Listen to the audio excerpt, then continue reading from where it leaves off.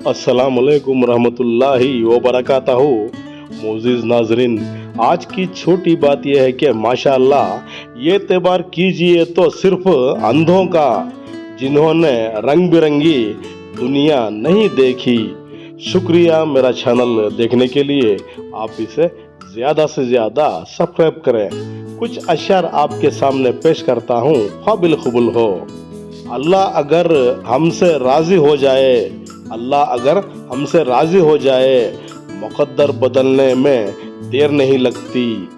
तौबा ज़ुबान से नहीं, तौबा ज़ुबान से नहीं, अमल से होती है, अमल से होती है।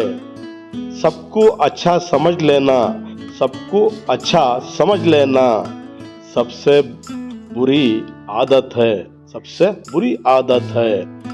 जब दिल दुखते ही जुबानें खुद ब खुद बंद हो जाती हैं। अगर मतलब ना हो तो लोग बोलना तो दूर, देखना भी भूल जाते हैं, देखना भी भूल जाते हैं।